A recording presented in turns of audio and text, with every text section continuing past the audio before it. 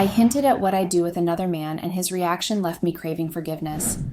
Hello, Reddit. My name is Bianca, and I'm 29 years old, and I have ruined my marriage.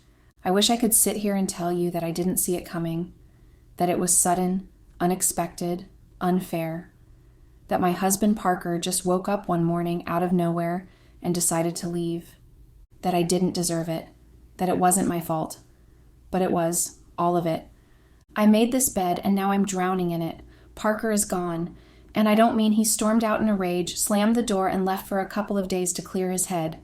No, this isn't one of those fights where a man just needs some space, where he eventually comes home with tired eyes and a heavy sigh, ready to forgive. No. This time he left for real. I woke up the next morning and he wasn't there. His side of the bed was empty, cold, untouched, like he had never even come back to sleep. I checked the bathroom, the kitchen, the front porch, as if maybe he had just needed some air, but he was nowhere to be found. At first, I thought maybe he had just left early for work. That's what I told myself. That's what I needed to believe.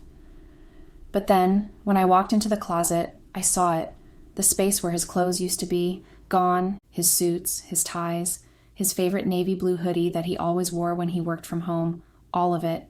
And that's when it hit me. This wasn't a fight. This wasn't temporary. This was over. He had actually left me. And the worst part? I let him. I let him walk away without so much as a fight.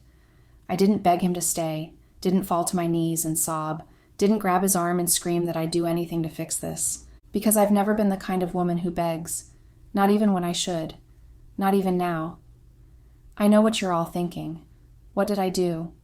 What could possibly be so bad that my own husband, the man who once looked at me like I hung the stars in the sky, could just walk away like I was nothing?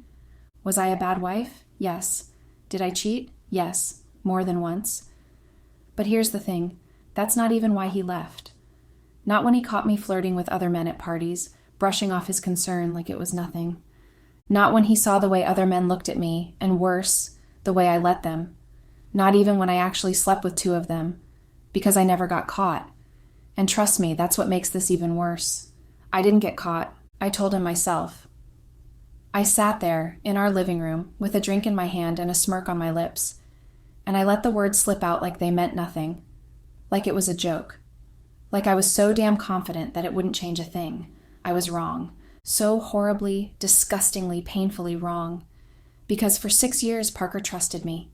For 6 years, he looked past every little thing I did, convinced himself that it wasn't worth fighting over, that he didn't want to be the kind of husband who made a scene, who started screaming matches over things that he could just let go. And maybe that's why I pushed him so far. Because no matter what I did, he never left. So I just assumed he would never leave. I just assumed that no matter what I did, he would always be there. Until now. Until I opened my mouth and said the one thing I never should have said.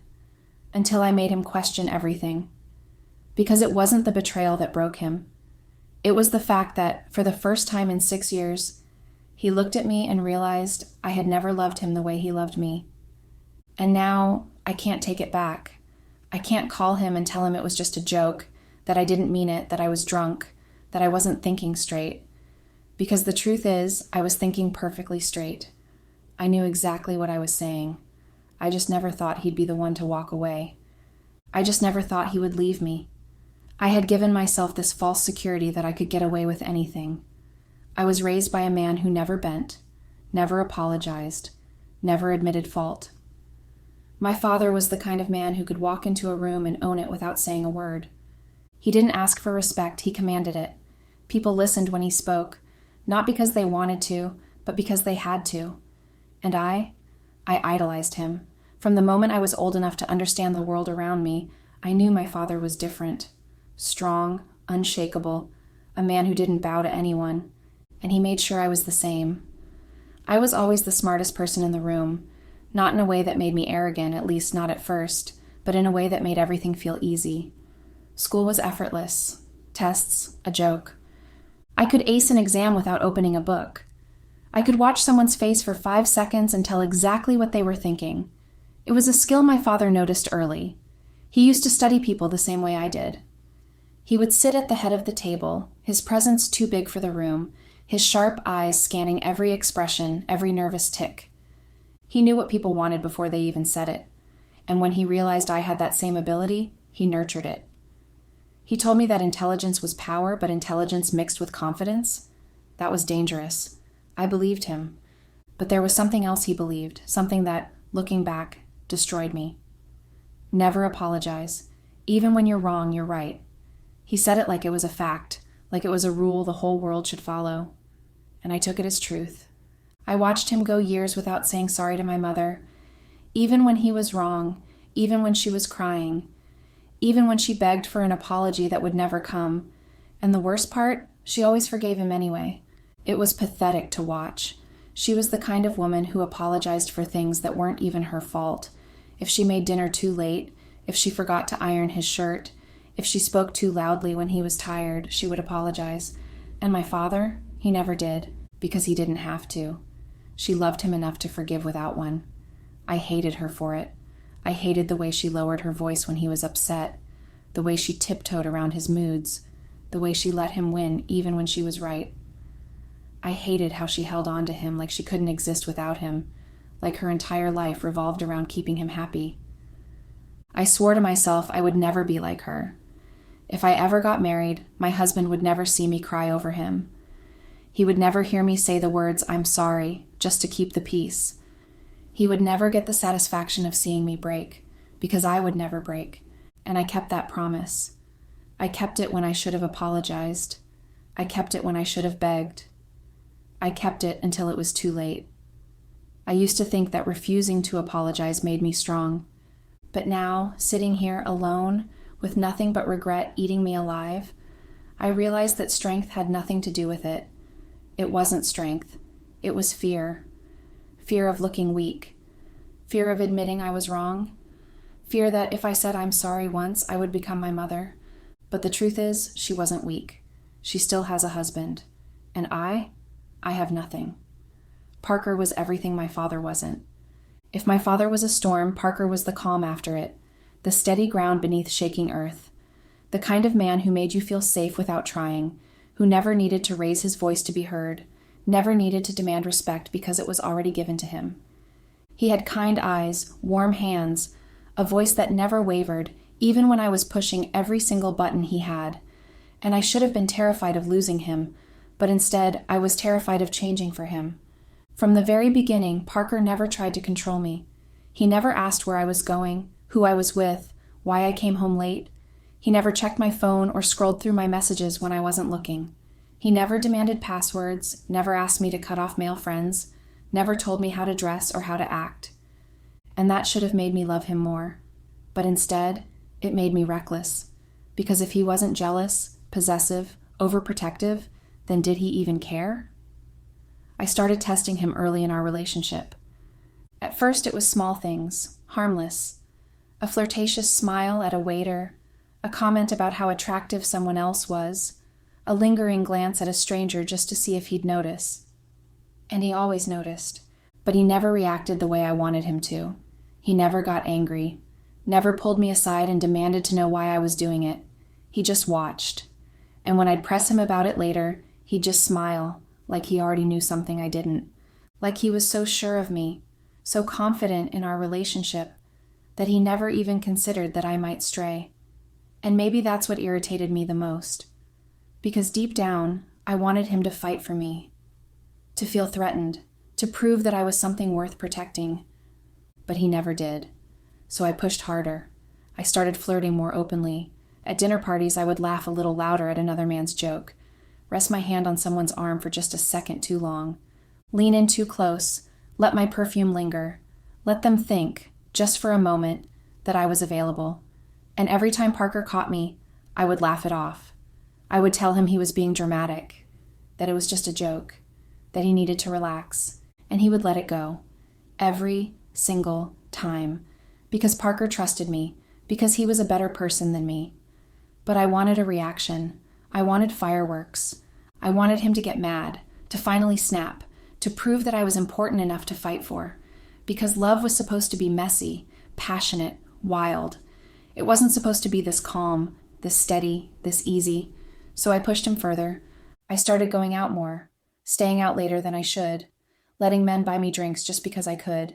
And Parker, he never said a word. He never waited up, never sent angry texts demanding to know where I was, never asked me to stop. And that only made me worse. Because if he wasn't trying to stop me, did he even care at all? One night, I stayed out later than usual. It wasn't planned, it wasn't intentional, but when the bar was closing and my friends had all gone home, I found myself alone with another man. He wasn't special, just some guy I had met earlier that evening, the kind of man who knows when a woman is craving attention. I let him touch my arm, let him whisper things that should have made me uncomfortable, let him believe just for a second that he had a chance. And the worst part, I liked it, because Parker had never spoken to me like that, had never looked at me with hunger, with desperation, with something close to possession. So I stayed. And when I finally came home, Parker was already in bed, asleep. Or at least that's what I thought. Because as I was undressing, he spoke. His voice was soft, unreadable. He said he had woken up to check the time and realized how late it was. And that was the first time I saw it. A flicker of something. Not jealousy, not anger, but something close. I almost felt guilty. Almost. But instead of apologizing, I told him he was being ridiculous, that I had just lost track of time, that it wasn't a big deal. And like always, he let it go. But letting go doesn't mean forgetting. And looking back, I think that was the night he started seeing me differently. Not as his wife, not as the woman he trusted, but as someone he couldn't quite figure out anymore. It should have stopped there, but it didn't. Because I had convinced myself that as long as Parker never reacted, as long as he never gave me a reason to stop, I could keep pushing and pushing and pushing, and he would always stay. Because that's what he did. Parker stayed. Through everything. Through every moment of doubt. Through every time I tested him. Through every night I came home later than I should have. Because that's who he was. A good man. A man who didn't believe in controlling his wife. A man who didn't see love as a game. A man who thought trust was enough. And that's why I thought I could get away with it. That's why I thought I could cheat on him and still keep him. I told myself flirting wasn't cheating. That was the first lie. I told myself it was harmless fun, that if Parker wasn't going to react, if he wasn't going to pull me aside and remind me who I belonged to, then there was no harm in entertaining a little attention. But attention is a dangerous thing, because once you start craving it, once you let yourself believe that you deserve it, that it means nothing, it becomes easier and easier to justify. And that's how I met Josh. It was at a corporate retreat. Parker wasn't there, of course, he wasn't there. He trusted me. He had no reason to think twice when I packed my bags and kissed him goodbye, telling him I'd call him every night. And I did, at least for the first 2 nights. Josh was the kind of man who knew exactly what he was doing, the kind who knew how to look at a woman and make her feel like she was the only thing that mattered in the room. He was charming, confident, and just cocky enough to make me want to prove that I wasn't easy to impress. But I was. The first time we spoke, it was nothing. Just casual conversation during lunch, the usual small talk that happens when you're stuck in a place with the same group of people for days. I didn't think anything of it. But then later at the bar after dinner, I caught him looking at me. Not in the casual way most men look at women. It was deliberate, bold, like he already knew how this was going to end. And I didn't look away. I should have. God, I should have. But I didn't. I let him walk up to me, let him buy me a drink, let the conversation turn into something it had no business becoming. 1 drink turned into 2. Laughter turned into touches. A touch turned into a kiss. A kiss turned into a mistake I could never undo. I don't even remember getting to his hotel room. I don't remember what excuse I gave myself in that moment, what stupid, selfish reasoning I came up with to make myself feel like it was okay. I just remember waking up the next morning with a headache and the sinking realization that I had done something I couldn't take back.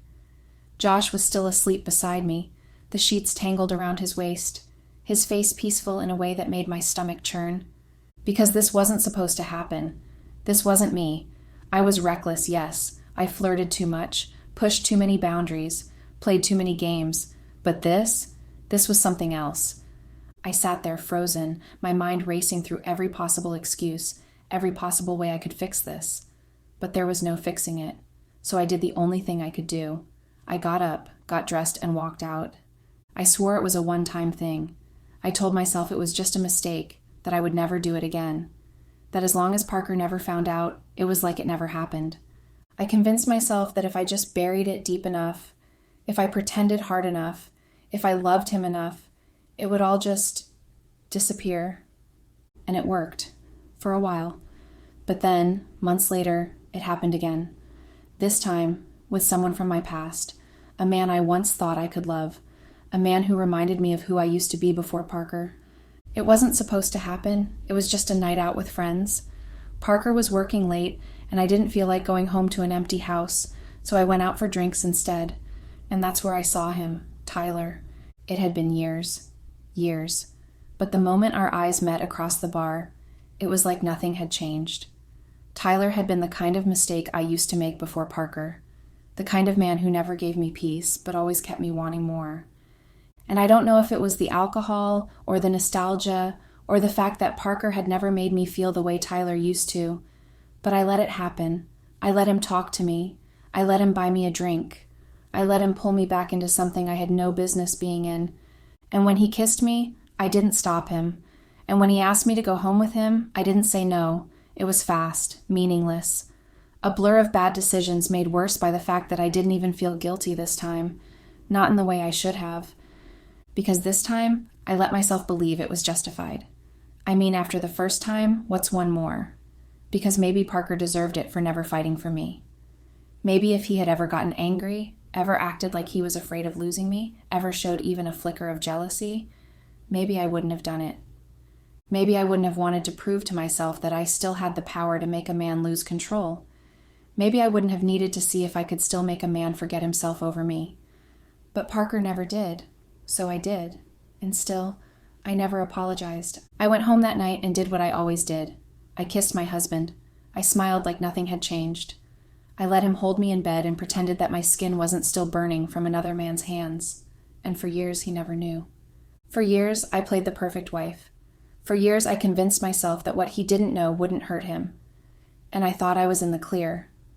I thought my sins were buried. Until one night, I let the truth slip. It started as a joke. It was one of those nights where everything felt easy. Parker and I had been drinking, laughing, talking about nothing and everything at the same time. The kind of conversation that only happens when you're comfortable, when there's no pressure, no expectations, just two people who know each other better than anyone else ever could.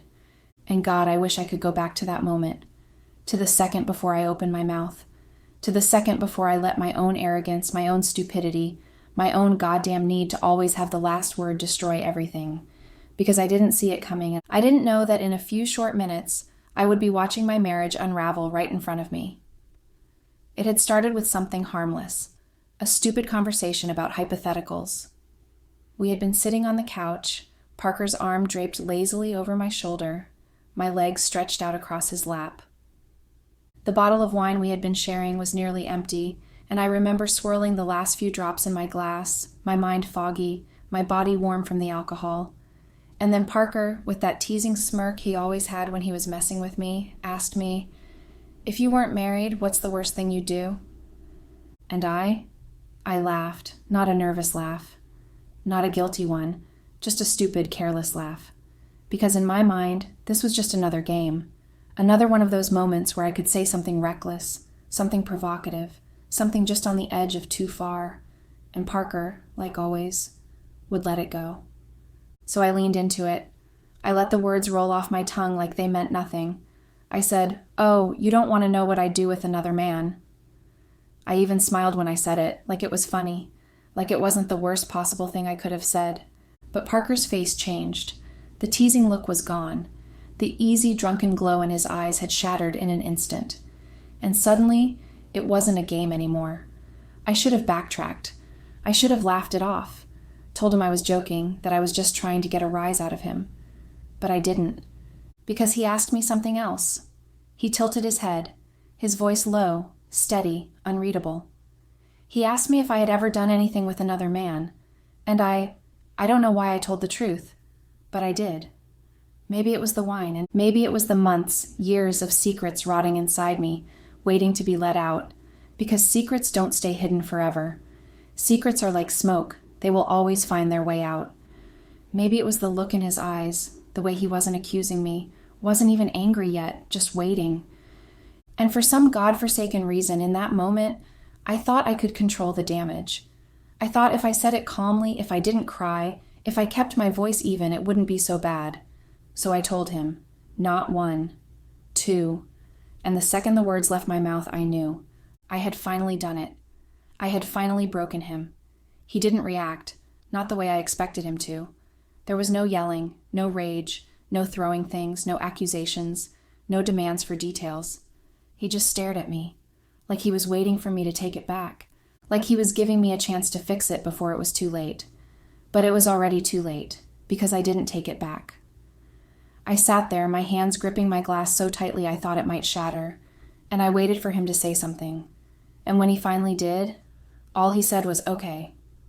That was it, just okay.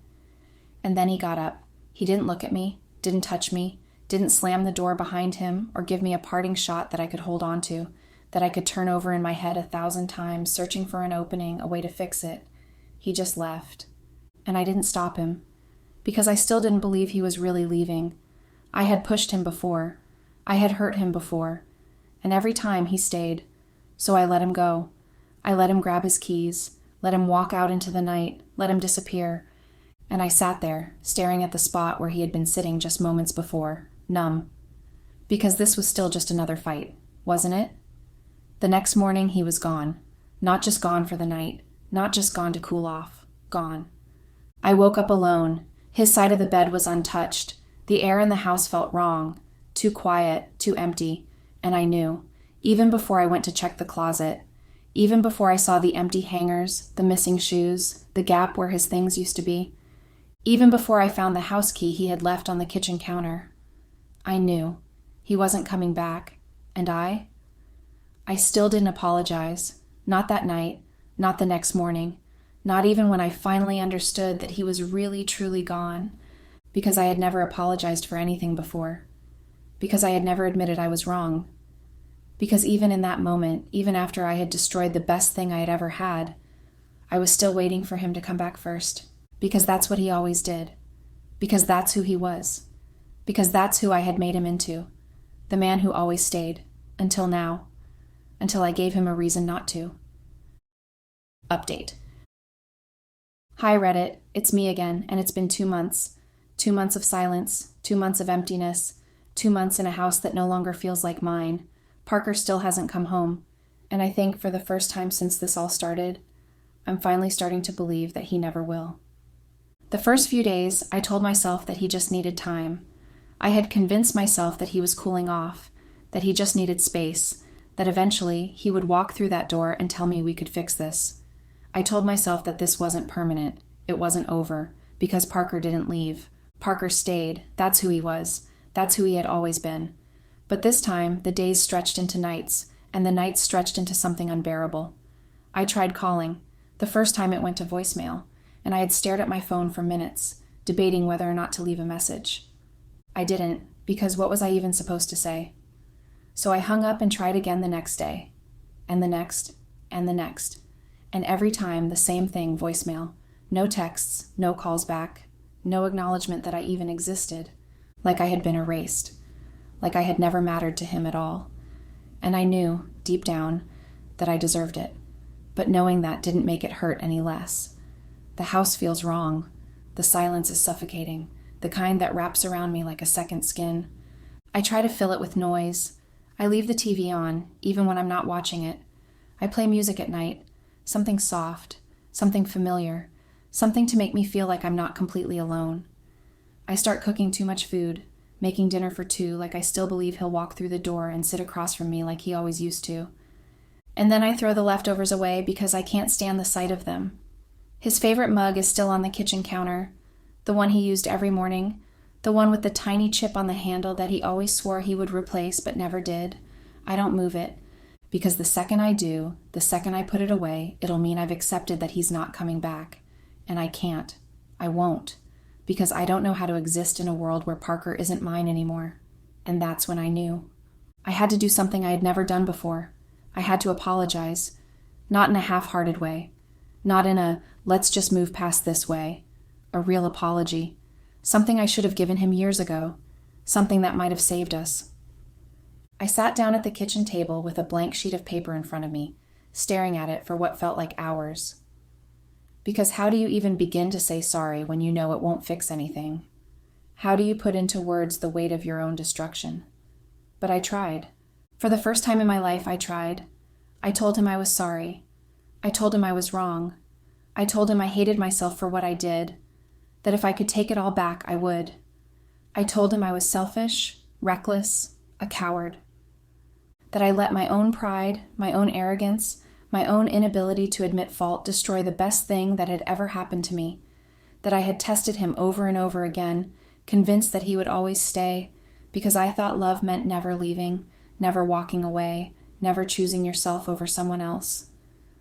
I told him that I finally understood now, that love isn't about winning, that love isn't about always being right, that love is about trust, about honesty, about knowing when to say, I was wrong. And I should have said it so much sooner. I should have said it the first time he caught me flirting with someone else. I should have said it when I let other men linger too close, whisper too sweetly. I should have said it the first time I cheated, the second time, the morning after I ruined everything. But I never did. Not until now, not until it was too late. I folded the letter and sealed it in an envelope, my hands shaking as I wrote his name across the front. And the next day I drove to his office. I almost turned around. I almost threw the letter away. Because what if he didn't even read it? What if he saw my handwriting and tossed it in the trash without even opening it? What if it didn't matter? But in the end I left it there, on his desk, in plain sight, somewhere he would have to see it. And then I walked out and waited. The next morning, it was gone. I don't know if he read it. I don't know if he crumpled it up, if he ripped it apart, if he skimmed it and felt nothing at all. But it was gone. And for the first time in 2 months, I let myself believe that maybe, just maybe, this was the first step toward fixing things. Maybe this was the moment where everything turned around. Maybe somehow he would finally call. Maybe he would come home. Maybe he would tell me that we could start over, that we could work through this, that he still loved me enough to try. But Parker still hasn't come home, still hasn't called, still hasn't given me even the smallest sign that this letter changed anything, that it meant anything, that I still mean anything to him. And maybe that's the worst part, not knowing if I lost him the second I told him the truth or if I lost him long before that. Update. Hey Reddit, this may be my last post here. It's been 4 months, 4 months of waiting, 4 months of checking my phone every few minutes, 4 months of hoping that maybe, somehow, he would change his mind, that he would miss me, that he would remember who we were before all of this, that he would come home. And in a way, he did, but not for the reasons I had convinced myself he would. Not to talk, not to fight, not to tell me that we could fix this, but to pack his things. It happened yesterday. I was in the kitchen when I heard the front door unlock.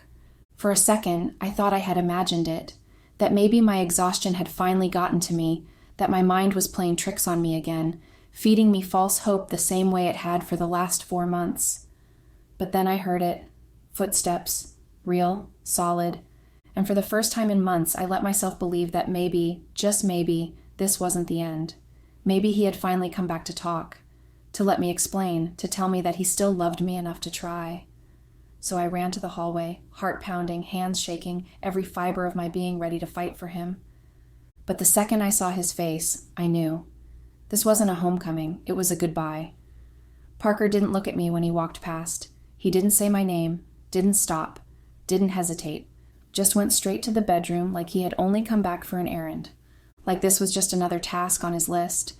And suddenly I was panicking, because I recognized that look on his face. It was the same look he had the night he left, calm, collected, empty, the kind of look that told me there was nothing I could do. And that's when it hit me. I had waited too long. I followed him into the bedroom, watching in silence as he grabbed his suitcase from the closet, as he started packing the life we had built together into neat little piles, his shirts, his shoes, his books from the bedside table, all the things that had made this house feel like a home. And I lost it. I broke. For the first time since this all started, I really, truly broke. I grabbed his arm, begged him to stop, told him that I was sorry, that I was wrong, that I would do anything to fix this.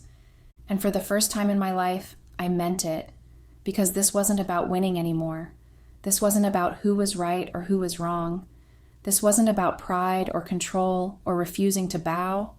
This was Parker, the man who had loved me more than anyone else ever had. The man I had pushed away over and over again, convinced that he would always stay. And now, I was watching him walk out of my life for good, and I couldn't handle it.